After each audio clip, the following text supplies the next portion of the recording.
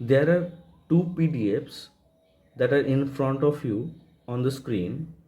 ପ୍ରଥମଟି ହେଲା 2024ର Odisha civil service examination ଯେଉଁଟା ଅଲରେଡ଼ି ଗୋଇଙ୍ଗ ଅନ୍ ଅଛି ତାର କେତେ ରିଜେକ୍ସନ୍ ଲିଷ୍ଟ ଦେଖାଉଛି, ଯେମିତିକି ମାନେ କେତେ ଜଣ ପିଲା ଆପ୍ଲାଏ କରିଥିଲେ, ଆଉ 2025ରେ ଯେଉଁଟାକି ଆଗକୁ ତାର ପ୍ରିଲିମ୍ ହେବାର ଅଛି ଜୁନ୍ 7ରେ ଟେଣ୍ଟେଟିଭଲି, ସେଥିରେ ଦେଖନ୍ତୁ ଆଫ୍ଟର ରିଜେକ୍ସନ୍ 76,868 ପିଲା ଆପ୍ଲାଏ କରିଛନ୍ତି। लगभग 9,000 ପିଲା କମ୍ ଆପ୍ଲାଏ କରିଛନ୍ତି 2024 ଅପେକ୍ଷା ଏଇଥର। ହ୍ୟାଲୋ ଭାଇ ନମସ୍କାର, welcome back to the channel. ମୁଁ ଏଇ ଭିଡ଼ିଓରେ ଏତିକି କହିବି ଯେ କ'ଣ ପାଇଁ ଏଇ ଯେଉଁ ମାନେ ଆଫ୍ଟର ରିଜେକ୍ସନ୍ ଯେଉଁ ପିଲା ଯେଉଁମାନେ ଆପ୍ଲାଏ କରିଛନ୍ତି ସିଭିଲ୍ ସର୍ଭିସରେ କମ୍ କ'ଣ ପାଇଁ ହେଇଛି, ଆଉ ଏଇଟା ଆପଣଙ୍କ ପାଇଁ ଗୋଟେ ଅପରଚ୍ୟୁନିଟି ହେଇପାରିବ କି ଏଇଥର ସିଭିଲ୍ ସର୍ଭିସ୍ କ୍ରାକ୍ କରିବା, ତା ବିଷୟରେ ଚାଲନ୍ତୁ ଚର୍ଚ୍ଚା କରିବା। ଦେଖନ୍ତୁ 2024ର ଯେଉଁ ନୋଟିଫିକେସନ୍ଟା ଥିଲା ସେଥିରେ ମାତ୍ର 200 ପୋଷ୍ଟ ଥିଲେ ଆଉ ଆରାଉଣ୍ଡ 85,000 ପିଲା ଆପ୍ଲାଏ କରିଥିଲେ। 2025ରେ ଯେଉଁଟା ହେବାକୁ ଯାଉଛି ସେଥିରେ ଆରାଉଣ୍ଡ 460 ସମଥିଙ୍ଗ ଅଛି, ଆଇ ଡୋଣ୍ଟ ନୋ मतलब ରିଏଲ୍ କ'ଣ 65 କ'ଣ ଥିବ। 2025ରେ ଯେଉଁଟା 460 ଆରାଉଣ୍ଡ ପୋଷ୍ଟ ଅଛି, କିନ୍ତୁ ଏଥିରେ ପିଲା ଆପ୍ଲାଏ କରିଛନ୍ତି 76,000। ସୋ ଏଥିରୁ ଆମେ କ୍ଲିଅରଲି ଦେଖିପାରିବା ଯେ ପୋଷ୍ଟ ଅଧିକା ହେଲେ ମଧ୍ୟ ପିଲା ସେତିକି ହିଁ ଅଛନ୍ତି ଯେତିକି ପିଲା ଆପ୍ଲାଏ କରୁଛନ୍ତି ପ୍ରତିବର୍ଷ ସିରିୟସ୍ ଆସ୍ପିରେଣ୍ଟସ୍, ଠିକ୍ ଅଛି। କିନ୍ତୁ ହେଲେ ବି ଏଥିରେ 10,000ର ଗୋଟେ ମାନେ ଗ୍ୟାପ୍ ଦେଖିବାକୁ ମିଳିଛି। ଏହାର ରିଜନ୍ କ'ଣ କ'ଣ ହେଇପାରେ, ଏଇ ଯେଉଁ ଗ୍ୟାପ୍ଟା ଦେଖାଯାଇଛି 10,000ର, ଚାଲନ୍ତୁ ଡିସ୍କସ୍ କରିବା। ଆଉ ଏଇଟା ଆପଣ ମାନେ ମେ ବି ମୋ ହିସାବରେ ଲାଗୁଛି ଯେ ଗୋଟେ ଭଲ ଅପରଚ୍ୟୁନିଟି ଏଥର ଆପଣଙ୍କୁ କ୍ରାକ୍ କରିବା ପାଇଁ। ପ୍ରଥମ ରିଜନ୍ ତ ମୁଁ କହିବି ଯେ ବହୁତ ସାରା କମ୍ OAS ପୋଷ୍ଟ ଅଛି ଏଥିରେ। 469 ପୋଷ୍ଟ କିମ୍ବା 465 ପୋଷ୍ଟ ହେଲେ ମଧ୍ୟ ଏଥିରେ OS ପୋଷ୍ଟ ବହୁତ କମ୍ ଅଛି ହେଲା। ଆଉ ଗ୍ରୁପ୍ A ସର୍ଭିସ୍ ପୋଷ୍ଟ ଗୁଡ଼ାକ ମଧ୍ୟ ବହୁତ କମ୍ ଅଛି। ଯେମିତିକି ଆପଣମାନେ ଜାଣିଛନ୍ତି 300 ସମଥିଙ୍ଗ ପୋଷ୍ଟ ଫାଷ୍ଟ ବାହାରିଥିଲା, ତାପରେ 150 ସମଥିଙ୍ଗ ପୋଷ୍ଟ ଆଡ଼୍ କରାହେଲା ଗୋଟେ ନୂଆ ମାନେ କରିଜେଣ୍ଡମ୍ କରିକି, ଠିକ୍ ଅଛି। ତ OS ପୋଷ୍ଟ କମ୍ ଥିବାରୁ ମୋ ହିସାବରେ ଲାଗୁଛି ଯେ ମାନେ ପିଲା ଟିକେ କମ୍ ଆପ୍ଲାଏ କରିଛନ୍ତି। ଏଥିରେ କେଉଁ ପିଲାମାନେ କମ୍ ହେଇଥିବେ ବୋଲି ଆପଣ ଭାବୁଛନ୍ତି? ଯେଉଁମାନେ ଅଲରେଡ଼ି ସର୍ଭିସରେ ଅଛନ୍ତି, ଗ୍ରୁପ୍ B ସର୍ଭିସରେ କିମ୍ବା ଅଲଗା କେଉଁ ସର୍ଭିସରେ OS ଆସିବା ପାଇଁ ଚାହୁଁଛନ୍ତି, ସେମାନଙ୍କ ପାଇଁ ଏଇଟା ଯେହେତୁ କମ୍ ପୋଷ୍ଟ ଅଛି, ମେ ବି ସେମାନେ ଏଥିରେ କମ୍ପିଟ୍ ନ ଥାଇପାରନ୍ତି। ସେକେଣ୍ଡ ରିଜନ୍ ହେଲା ଏଜ୍ ରିଲାକ୍ସେସନ୍ ହେଲା। ସବୁ ବର୍ଷ ଗଭର୍ଣ୍ଣମେଣ୍ଟ କ'ଣ କରେ ନା ଗୋଟେ ଏଜ୍ ରିଲାକ୍ସେସନ୍ ଦିଏ କୋଭିଡ଼ ପରଠୁ, ଯେଉଁଟାକି ପିଲାଙ୍କ ପାଇଁ, କିନ୍ତୁ ଯେଉଁଟାକି ଏଇଥର ମିଳେନି, ଠିକ୍ ଅଛି।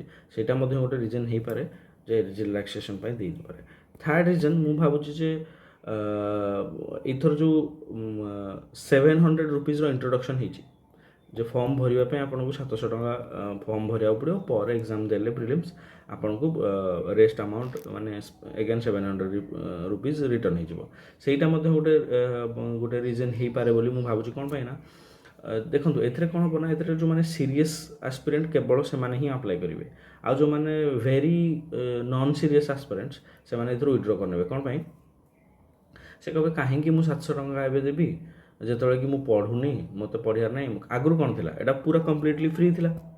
ଫ୍ରି ଥିବାରୁ ବହୁତ ପିଲା ଜେନେରାଲି ଆପ୍ଲାଏ କରନ୍ତି। ହଁ ପକାଇ ଦେଇଥିବା, ଦେଖିବା ସେତେବେଳେ ଯଦି ହେବ ଯାଇକି ଏକ୍ଜାମ୍ଟା ଦେଇଦେବା, କାରଣ କଟ୍ ଅଫ୍ ତ ବେଳେବେଳେ 40 ଆରାଉଣ୍ଡ ବି ଆସିଯାଇଛି, ତ ଆମେ ଚାଲ ବସିଯିବା ଦେଖିବା କ'ଣ ହେଉଛି। ସୋ ଏଇ ମେଣ୍ଟାଲିଟିର ପିଲା ମେ ବି ଏଥିରେ ନଥାଇପାରନ୍ତି ହେଲା। ଆଉ ଏକ୍ସଟ୍ରା ଆଟେମ୍ପ୍ଟ ଗୋଟେ ଥାଏ ଯେ ଯେଉଁ ମାନେ ମୁଁ କହିଲି ଯେ ଯେମିତିକି ଏଜ୍ ରିଲାକ୍ସେସନ୍ଟା କୋଭିଡ଼ ପରେ ଗୋଟେ ବଢ଼େଇ ଦେଇଛି, ଆଉ ସମସ୍ତଙ୍କୁ ଗୋଟେ ଏକ୍ସଟ୍ରା ଆଟେମ୍ପ୍ଟ ଦେଉଥିଲା ଯେଉଁମାନଙ୍କର ଏଜ୍ ହେଇଗଲା ପରେ ମଧ୍ୟ। ସେଇ ଜିନିଷଟା ମୁଁ ଅଲରେଡ଼ି ଆଗରୁ ମେନସନ୍ କରିଦେଇଛି ଏକ୍ସଟ୍ରା ଆଟେମ୍ପ୍ଟରେ ଏଜ୍ ରିଲାକ୍ସେସନ୍ ଲେଖିକି ହେଲା। ଆଉ କ'ଣ ରିଜନ୍ ରହିପାରେ? ହଁ, ଆଉ ଗୋଟେ ବଡ଼ ରିଜନ୍ ହେଇପାରେ ଯେ UPSC ସହିତ ଏଥର ସବୁ ଜିନିଷ ଦେଖନ୍ତୁ ଆଲାଇନ୍ଡ ଅଛି। ମାନେ UPSCର ପ୍ରି ଆମର ମେ 24ରେ ସରିବ, ଜଷ୍ଟ 2 ୱିକ୍ସ ପରେ ଜୁନ୍ 7ରେ ଆପଣଙ୍କର OPSCର ପ୍ରିଲିମ୍ ଷ୍ଟାର୍ଟ ହେବ। ସେହିପରି यार मे सॉरी अगस्ट एंड आड़ को यूपीएससी मेन्स अच्छी एमाने शेड्यूल कर सेप्टेम्बर लास्ट आड़ को तो सेमती यही जो माने कंटिन्यूएशन अच्छी यूपीएससी ओपीएससी तो पिला भावुंट जे मान जेहेतु सिलेबस समान अच्छी एलाइन अच्छी आम यूपीएससी जो मैंने मोर फोकस कर ओपीएससी को एथर दौना एमती भी किसी पिला अच्छा जिते कि माने यूपीएससी और ओपीएससी भितर जो सिलेबसटा अच्छी एथरे गैप अच्छी इन दिन गैप ना मतलब अच्छी जमीक ओडिया पार्टा होगला आउ किसीटा पार्ट होगला तार क्वेश्चन सेटर्स माने सेटिंग पैटर्न अलग ओपीएससी क्वेश्चन सेटिंग पैटर्न अलग यूपीएससी सहित ओपीएससी के मैच कर पारिबनी मु कहूनी जे के मैच कर पारिबनी किंतु तांको level of question set OPSC level of question set भितर बहुत डिफरेन्स अच्छे एक्चुअली जन जदि भल से देख तो लाइक वाइज माने यही सब रिजन जो माने पिला बहुत कम अप्लाई कर तो जो माने सीरीयस एस्पिरेंट से माने कौन मेसेज जो माने 2025 जो नोटिफिकेशन बाहर जून 7 रे जो मानकर एग्जाम अच्छी प्री ओपीएससी से माने कौन माने वार्ता रहिबो मु कहबी जे एथर गोटे अपॉर्चुनिटी एथमे अच्छी 460 धरंतु पोस्ट अच्छी तो अराउंड 10 टाइम्स माने 5000 पिला एथर प्री क्वालिफाई करेंगे जिते कि या पूर्व थर धरतु 200 पोस्ट थिला तो 2000 पिला जमा क्वालिफाई करते से कि पोस्ट अप्लाई माने पिला अप्लाई करते 85,000 एथरे पिला अप्लाई कर 76,000 तो गैप देखी पार्टी माने बहुत बड़ माने गोटे रेशियो रही जाउची रेशियो गैप एटे 76,000 रु पिला नि हबो 5,000 एथरे 85,000 रु पिला नि हबो 2,000 सो मु निहाती कहबी जो माने बॉर्डर लाइन टाइप पिला जो माने भावुं निजक हाँ मैं भी रही एग्जाम है जना पड़ो बट से जो बॉर्डर लाइन वाला इश्यूटा एथर बहुत पिला पुश कर जो मैंने ओपीएससी माने प्रिलिम ट्रैक कला भाया आउ जदि से माने ढंगरे टिके भल से मेन्स भी प्रिपेयर करथिबे ताहले मेन्स पई जो 3 मास टाइम मिलबा आपन सेतरे मध्ये बहुत किछि माने करि परिबे सो माने मेक और ब्रेक मंथ्स एटा चली जेहेतु आउ 1.5 मास पाखरे समय अच्छी ओपीसी प्री पई sorry for the outdoor news outdoor sounds actually anyway तो हाँ आउ जो 1.5 मास समय अच्छी आमर ओपीसी प्री पई मो हिसाब से आपन को गोटे सीरियस अटेम्प्ट दबा कथा कौन पाई ना ओपी देखो आउ गोटे जिनस भी मुझे कहबी ओपीएससी भी चाहूँगी जे पिला अधिक अप्लाई करूँ मैंने या पूर्व थर देखो 85,000 पिला था रिजेक्शन लिस्ट बहुत भरिकी थिला बहुत पिला रिजेक्ट होते कि सेल्फ एप्लिकेशन हो कि जहाँ भी हो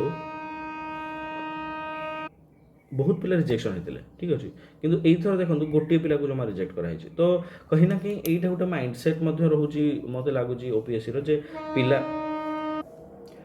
जेहेतु बहुत कम अप्लाई कर या पूर्व थर अपेक्षा तो रिजेक्शन लिस्ट भी कम कर तो मुझे कहबी गोटे बहुत बढ़िया अपॉर्चुनिटी पीवाईक्यू देखूँ ठीक अच्छे पीवाईक्यू देखूँ जो मानकर माने टिके कॉन्सेप्ट जानवर अच्छी से माने बही जो गुड़ाक माने स्टैंडर्ड सोर्स ऑफ बुक्स से गुड़ाक टिके जदि पढ़ी भलसे रिवाइज करूँ जमीक ओडिशा हिस्ट्री गोटे मेजर पार्ट ओडिशा जियोग्राफी गोटे मेजर पार्ट तो युवा को स्किप करंतुनी जो माने ओडिशा पार्ट स्किप कर क्रैक हबार चांसेस बहुत ही माने लिमिटेड हो जाउछ एक्चुअली है ओडिशार पार्टा एवं ओपीएससी रे बहुत माने मेजर माने रोल नौ एक्चुअली सो मु कहबी जे ओडिशा पार्टा को स्किप न करी ओडिशा पार्टा को बरं भल से प्रिपेयर कले मत लगुच भल आपन को रिजल्ट हो पारिबो आउ ओवरअली आपको जो पार्ट गुड़ाक मैंने जमीक कि क्वालिटी होगला यहाँ पूरा थरो करने को पड़ो ए मैंने बहुत सारा जिन पचार बहुत डीप्रु भी जाइए बेले बेले पचार क्वेश्चन सो पॉलिटी को थरो करूँ जियोग्राफी भलसे पढ़ु मैंने पॉलिटी और जियोग्राफी यार दुईटाकर क्वेश्चंस बहुत भल पकाए ओपीएससी आ ओडिशा पार्टा को भलसे देखूँ मेनली ये जिन को आपको थरो ही भलसे जावाक पड़ो ताकि आपन को गोटे माने भल मार्क रखिए अराउंड 90-100 ये रखिले मु आगुआर तो एग्जाम पूर्व कहीपर 90 कि 100 कट ऑफ मैंने यहाँ गोटे स्टैंडर्ड स्कोर मैंने लास्ट केते वर्ष देखी आसे 90-100 रखा सेफ स्कोर बोली माना जाए एनीवे सो आज वीडियोटा को ये रखा ଆଉ ଯେଉଁମାନେ ଭାବୁଥିଲେ ଯେ ପଢ଼ିବିନି 45 days ଆକ୍ଚୁଆଲି ମୋ ହିସାବରେ ଏନଫ୍ ଟୁ କ୍ରାକ୍ ଦ OPSC ପ୍ରିଲିମ୍ସ ଠିକ୍ ଅଛି। ସୋ ପିଲା UPSC ପ୍ରିଲିମ୍ ବି ଯେଉଁମାନେ ଟିକେ ଭଲ ପ୍ରାକ୍ଟିସ୍ରେ ଥାନ୍ତି ସେମାନେ 45 days ପଢ଼ିକି କ୍ରାକ୍ କରିଦିଅନ୍ତି। ଆଉ OPSC ପ୍ରିଲିମ୍ ଆରାମରେ କ୍ରାକ୍ ହେଇପାରିବ ମୋ ହିସାବରେ। ସୋ ଆପଣମାନେ ସମସ୍ତେ ଲାଗି ପଡ଼ନ୍ତୁ। ଆଉ ଯେଉଁମାନେ ବି ଭାବୁଥିଲେ ଯେ ନାହିଁ ହେବ କି ହେବନି ପଢ଼ିପାରିବି କି ନାହିଁ ସେମାନେ ସେ ସବୁ ଜିନିଷ ସାଇଡ଼୍ରେ ରଖିକି ଲାଗିଯାଆନ୍ତୁ ନିଜର ପାଠପଢ଼ାରେ। ମୁଁ ଏତିକି କହି ଭିଡ଼ିଓଟି ଏଇଠି ଭାବୁଛି ଶେଷ କରିବା। And thank you very much and have a nice day.